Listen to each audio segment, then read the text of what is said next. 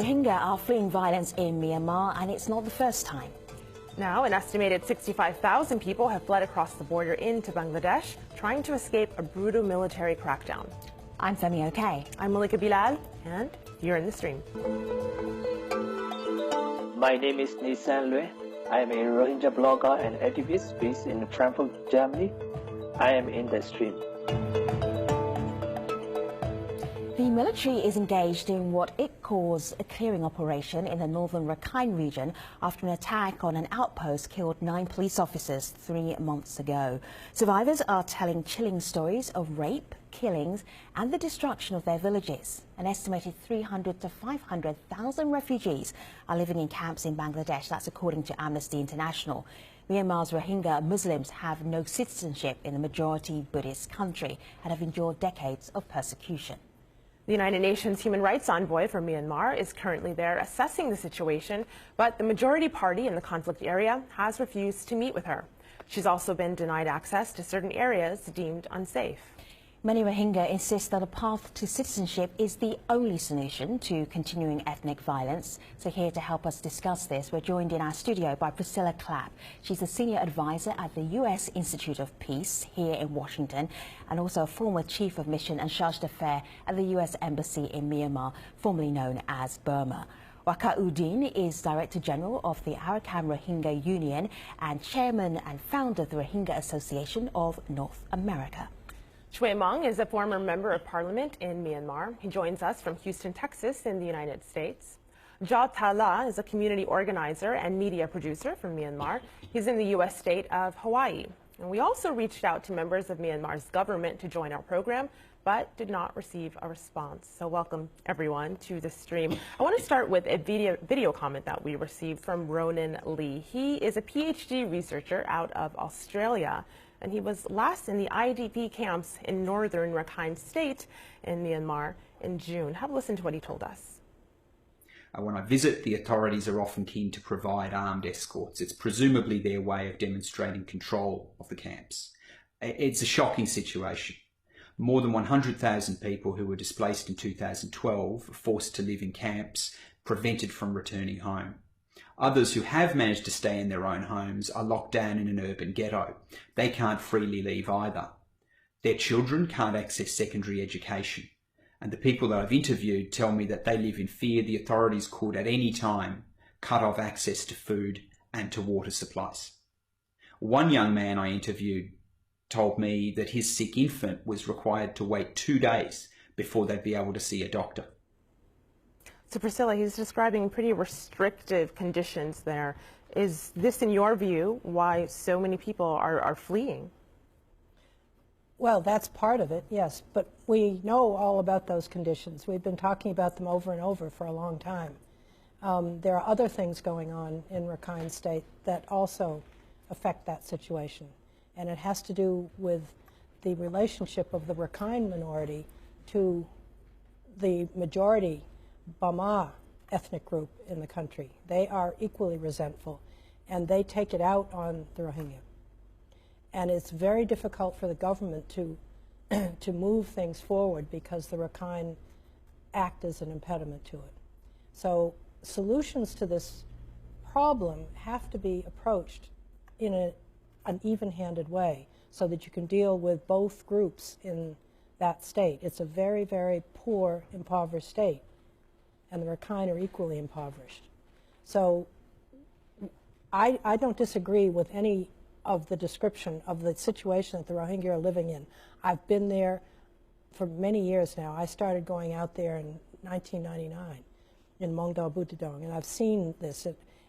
And I've seen, the repatriation programs and the assistance programs. What's happening now is quite a new situation because so many things have changed in the country. We can go into that in the course of this conversation. I don't want to, take too much time right now on it, but there are many, many changes that are making the situation the crisis that it is today. And I agree that the situation of the Rohingya is unbearable. It's really terrible. Of course it's causing people to flee, but they're coming and going too. Let me show you something here. This is Al Jazeera reporting on the UN Special Rapporteur who's currently in Myanmar. UN's Zhang He denied access to Rohingya villages. Shui Mong, I'm wondering, what would it be that she is being prevented from seeing, in your opinion? In my opinion, so it's not the first time Myanmar government is preventing an international human rights reporter. It's several times, even in the time of Pinero, because the Myanmar regime and government doesn't want to talk to the people who are really suffer. And also in every visit of any international mission or human rights reporter, they always created and they made up some kind of groups who are especially talking, just supporting with the government, especially not talking the truth, the reality. So this is why whenever they arrange the trip, they always accompanied by the other official. Although they said they were allowed to do privately, but they always, so before the mission is made, they always went. Security forces always went to the area and threatened the people. Okay, whoever the talk to the international media or human rights reporter, you will be killed, you will be threatened. So this kind of things are happening, you see, all the time. So I have been there. I have been there since 1994. I have been observing the human rights violation of Burmese security forces on the area. This is only one-sided against the Rohingya community. Shui Mong, let me just bring in Jatala. Let me just bring in Jatala. Jatala, take issue with this. Right. If you look at the Relief World Report, the recent reports also from the government as well as news agencies like DVB and all that, they have reported that she is allowed to go to the villages and speak freely without any kind of supervision. So that is the latest news. Waka? So she is there. Yes, this is not true. This morning's report, Yang He, the special rapporteur, was allowed to go only certain villages. Okay. And she was not allowed to talk to everyone who want to testify. Do you understand why she's not being allowed to go to certain villages? Simple and straight. The government of Myanmar, the military, does not want you to see what they have done to Rohingya people in this operation since October. They don't want the international community to see what they are doing to Rohingya people, Rohingya villages. They have something to hide.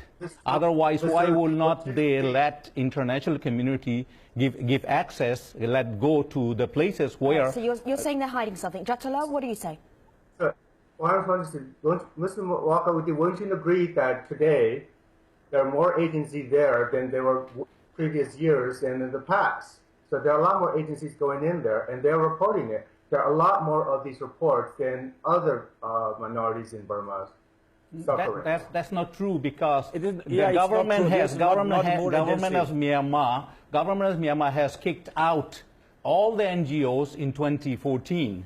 And then let 11 come in. Since then, there has not been a lot of NGOs coming to the IDP camps. So today there's no NGOs coming, international NGOs. A Malaysian group, for example, just last week, requested Myanmar government that they want to bring their supplies in. Myanmar government said we didn't get we didn't receive any request. And later on they said that, okay, we have given the permission, but Malaysian group said they have not got the permission. So international community is waiting and waiting and waiting to get there. Still nobody has been able to go there. However, I want to make one more point. The minister of Rakhine State has went to Naypyidaw, said that they have given supplies to all people of northern Rakhine State, but not a single Rohingya family received any supplies. That's all they are giving to Buddhist Rakhine, but giving the misinformation to capital city, Aung San Suu Kyi and the capital city. And Aung San Suu Kyi need to look at this report carefully, because these reports are coming from the ground. It's not correct. Well, speaking of reports that are coming from the ground, it's been notoriously difficult to speak to people who are actually in Myanmar. So we're mostly speaking to people in the diaspora who say that they are hearing from family members and friends via Skype, via WhatsApp, via messages. This is one of those messages. This is Sue, and of course we can't independently verify this. Sue says Rohingya in one district in Rakhine feel unsafe of their lives and want to leave, but the border is closed. How can the Rohingya survive here?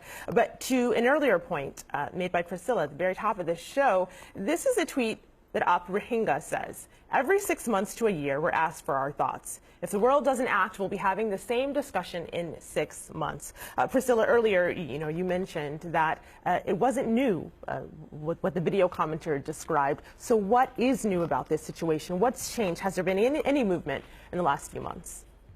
Well, what I think is the most serious problem now is the attack from outside that happened in October.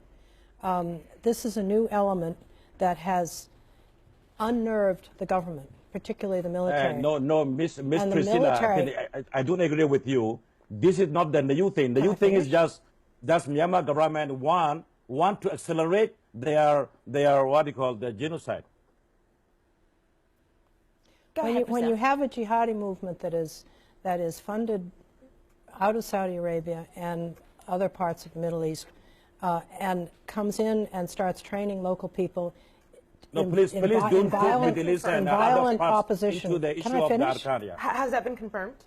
Oh, yes. If I can interject, there's a lot of confusion over that. First, the Myanmar government said Akamul Mujahideen was the group behind it. Now later they said Al Yaqin was behind it, and now they themselves, the insurgents themselves, said that. Shui Meng, I know what you're saying is important. Also, Wakar is also saying something important. If I can just hear you one at a time, and then we can all hear you. So just hold tight for a moment. So yes, so there's a conflicting reports from Myanmar government and Al Yaqin, Akamul Mujahideen, and now the insurgents themselves. We've seen the video said that they are not supported by any outside group.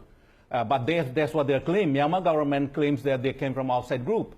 So there's been a lot of confusion. Nobody can substantiate this one way or the other. But the point is, this insurgency has planted a seed. We have been telling Myanmar government for a long time that this radicalization would start. Can I show you something? It might help our audience, because our audience who are not seeing every little step that's happening in Myanmar. Every now and again it flares up and then it's in the news, and then we follow it for a little bit and then it drops away. I want to show you some pictures of Google Earth, and you're going to see two different locations. One prior to last November, and then last November when there was what's the word here? A clearing operation is the word that's been used. Okay, and then another one of another area, and then after the clearing operation. Take a look at these pictures. They're quite extreme. And another village there, and then you see after the clearing operation. This is dramatic. Priscilla, when you look at that, that's dramatic. One of the cries for how do we make this a more equitable situation for the Rohingya is citizenship. Could citizenship have stopped those villages from being burnt down? No. How was because the military has used exactly the same tactics in the East in fighting the armed ethnic groups in the East. They go in, it's called the Four Cuts. Yes. They go in and they completely burn the villages, and they rape the women and send the people out to destabilize them, so there is not a support base for an armed insurgency. Right.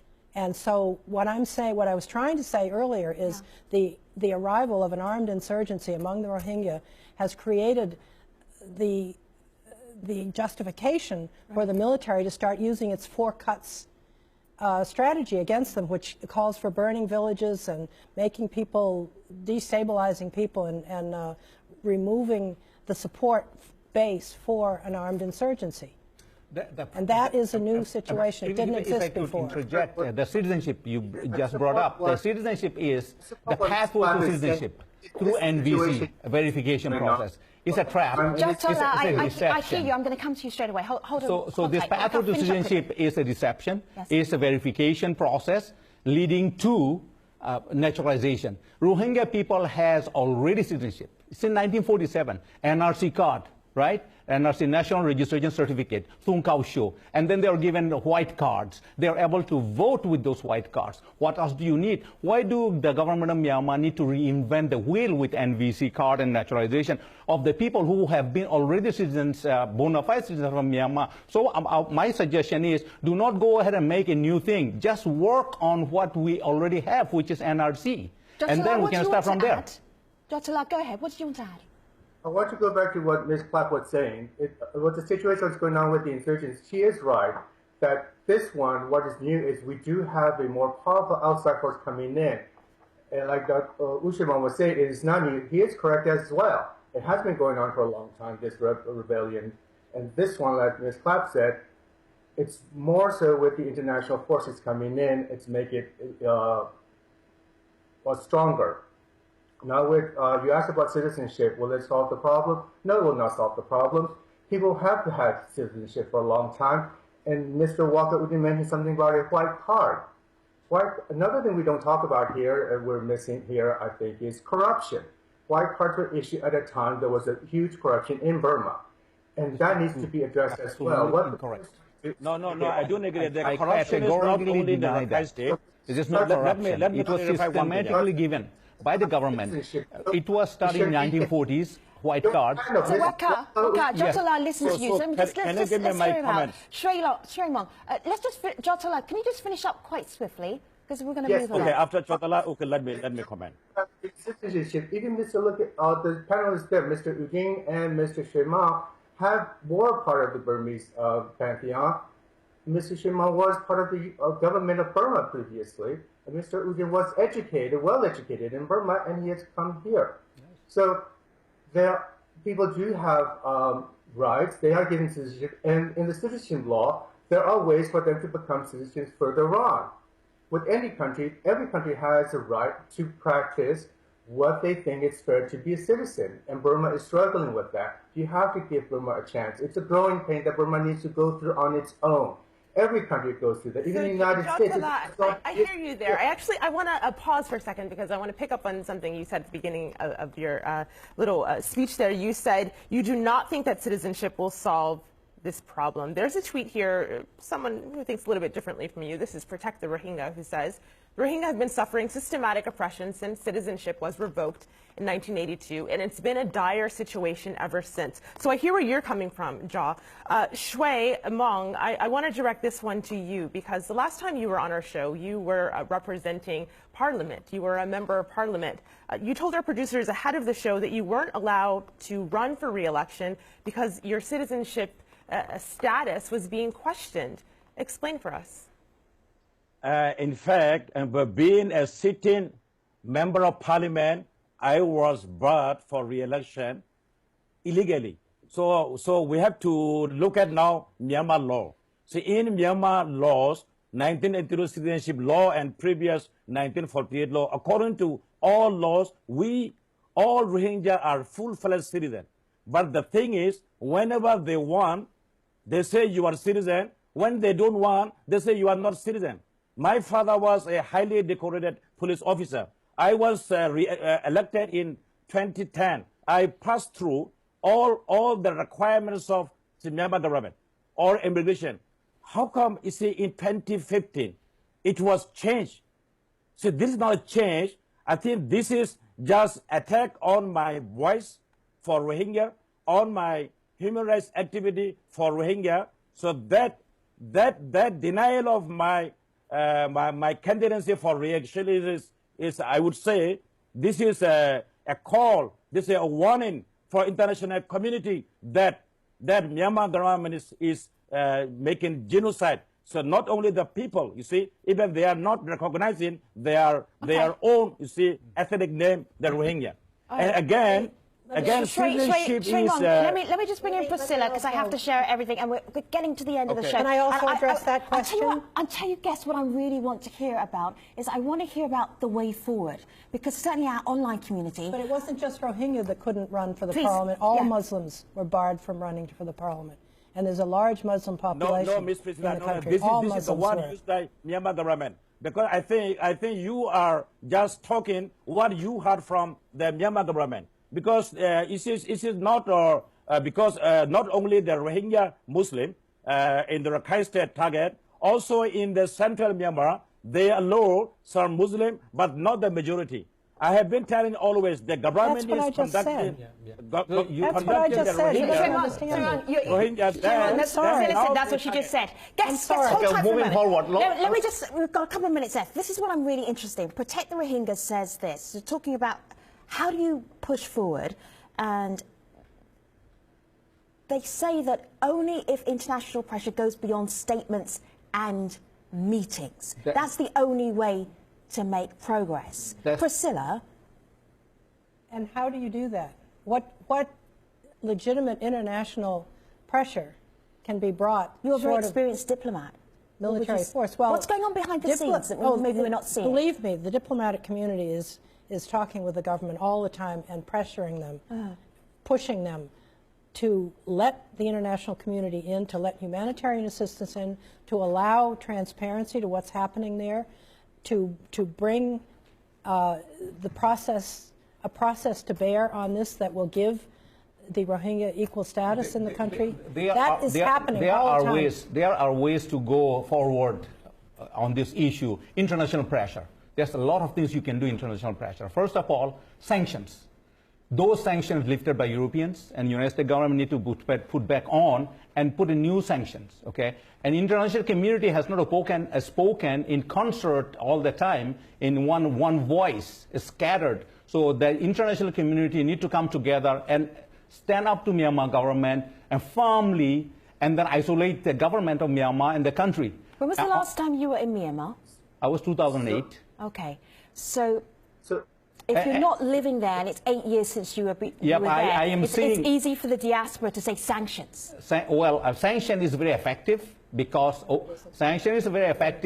they feel the pinch. They pretend, government of Myanmar pretend to be defiant. Actually, they are not defiant. Now we have other things, blacklisting, okay, for the sanctioning the officials who are responsible for this, okay. And then we have to have international pressure. ASEAN country has moved very swiftly. Indonesia, Malaysia, Bangladesh, and that's very important that Let me hear the voice of the community. And then international investment. I hear you, Malika. So there are a few suggestions from our online community about the way forward. I'm going to share two with you. One is in the form of a video comment. This is from a member of the diaspora. This is Zaw, who's speaking to us from Toronto, Canada. Have a listen to what he said. Security threat in the northern Arakan state is very valid. In light of recent violent terrorist attacks in the region, and the organization like ICG also recently reported that existence of extremists in the region. So, but again, there are a lot of fabricated news coming off the region. International community can help resolving the issues by listening to the both communities and addressing their respective perspectives and their suffering. So in his view, and also raising a point that you raised earlier, Priscilla, that it is not just the Rohingya, in his view, that are facing issues in the country. That's what he wants us to focus on, the various disparate communities inside and outside of Myanmar. This is another person's view, though. This is Zahido on Twitter, who says 3 things must come together that may solve the crisis of the Rohingya. That's international pressure, that's Aung San Suu Kyi's sincerity, the leader of Myanmar, and resistance. Jaw, I want to get you in here for your thoughts on those 3 points, keeping in mind the video comment who says we need solidarity.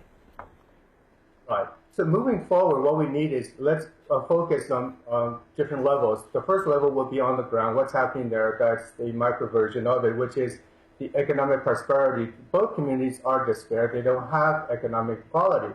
That needs to be solved. Find ways of making both communities equal so they can both live. Frankly, they both all want to live in peace. No one's interested in all the politics. They want to be their family. solve that, yes. Jotala, I'm just going to ask you just to pause for a moment because I have to take all of our guests online. So everybody watching, just stay with us if you can. Go to stream.aljazeera.com and we're going to pick up the conversation there. But for now, thank you for watching. See you soon.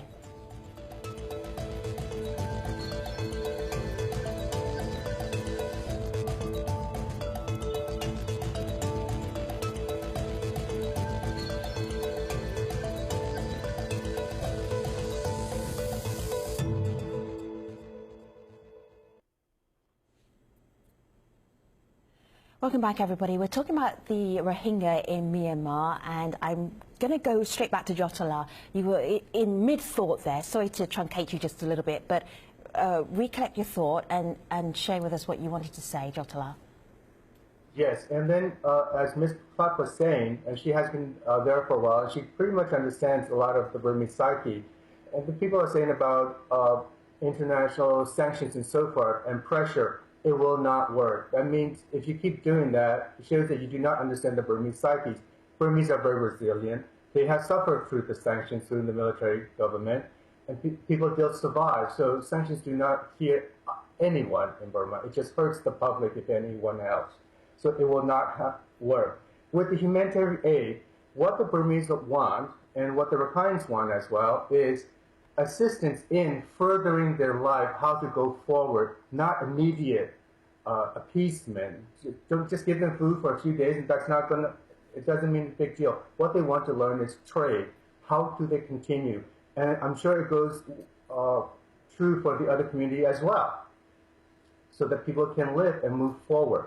Well, we're talking about economic aid to all the people of Arakan. But if human rights violations, restrictions on Rohingya, freedom of movement, freedom of religion, and infringement upon, freedom not to get married, freedom, so all these restrictions are existing, how can economic aid will help? But the fundamental issue here is human rights violations.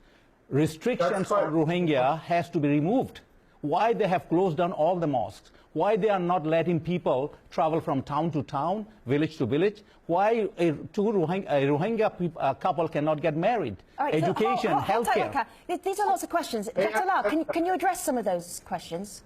Yes, the movement-wise, okay. The movement road-wise, yes, there's maybe blockades here and there, but they have the whole ocean that they can move. So restriction movement is relative, isn't it? So if they want to, they can go out, and they have. They have gone on the sea routes. They can go to the sea routes into Rangoon or to other countries. They have done that. All right, let me just bring in Priscilla here. Priscilla, as you've been listening to this conversation, do you see a way forward, or behind the scenes, is diplomacy happening where you can actually see progress? It's true that they are unfairly restricted. Yes. But it's also true that it's not uniform throughout the state. Right. There are parts of it where they're living side by side, but but those parts are becoming smaller and smaller as this conflict grows. And I'm afraid that a lot of the attention it's getting is causing the conflict to grow even farther. Right. And it's causing people in Myanmar to harden their views of the whole thing. And can you blame people from outside seeing human rights abuses? No, I can't. I don't blame them at all. But to talk about it as if rhetoric is going to solve the problem doesn't really help. It has to be on the ground, and it has to be done quietly. We have to allow them time to start working things out quietly. I think it's too late for quiet now, isn't it? I think that this attack that occurred has set the whole thing back. Shui-Mong, just hold tight a moment. I really want to hear Priscilla finish her thoughts. After that, Shui-Mong, I said I should just give me a moment. The attack that occurred in October has set things back very badly. Right. It was starting to move forward, but it's not going to happen overnight. It is going to have to go gradually in steps. And the international community needs to help with humanitarian assistance, pressure for them to live by 21st century standards, to allow the Rohingya to have the same rights as everyone else. There's no question about that. But that doesn't come easily. I mean, look at our own society here. We still haven't learned these lessons. But all the due respect, that's very different, the situation here and our Rakhine State. Rakhine State, the government's policy on Rohingya, regional policy, is feeding into all what's happening today. Human rights violation, revocation of citizenship, and then violence. This all is spinning off the government policy on Rohingya issue. That's the centerpiece of the issue, is the government policy of human rights violations, revocation of citizenship, and now that's have led to all this situation. I think now we should stop talking about the space and time, because everybody know Aung San Suu Kyi is repeatedly saying, please give me time, please give me space. That is the strategy adopted by the former dictator General Ne Win and also the military regime government. So if international community give them another space and time, it means they will have enough time to annihilate or to eradicate all Rohingya. So shall we should wait? International community should wait that all Rohingyas are removed, all Rohingyas are annihilated. We will say, okay, there is the Rohingya genocide when there is no Rohingya. But we have to, so now we can see a lot of symptoms of genocide, a lot of symptoms of slow-burning genocide. So we need to stop now first. Then secondly, we have to focus on citizenship, maybe together. The foreign insurgency and then the time change, I think that is also propaganda what government wanted since 2010. When you look at the October 9 attack, the weapon they used, or the thing, the sword they use is very old. We can easily figure it out. These are not sophisticated. You see, this is some emotional retaliation, because we should not forget Rohingyas are under, you see, several decades under severe human rights violation. Even an animal is cornered.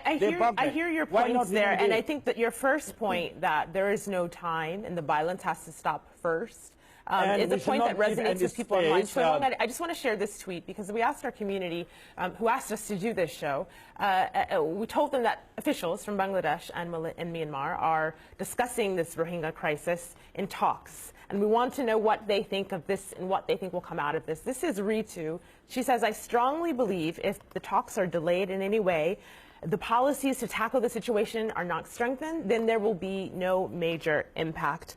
Waqar Dean, I know that you're traveling to Malaysia for an OIC conference meeting about this. What do you expect to come out of it? Yes, OIC Council of Foreign Ministers, 57 foreign ministers from OIC countries will be convening on Rohingya issue, extraordinary session on the 19th of this month. This time, we expect OIC will be taking unconventional approach, all the member states, and ASEAN bloc has been quite aggressive. Unlike in the past, Malaysia, you have seen Malaysian Prime Minister have come to the street to protest about it. Bangladesh has spoken out. Indonesia is working. So ASEAN bloc has increased, standing up to Myanmar government, and we expect that ASEAN is going to be playing major role in OIC this summit, extraordinary session.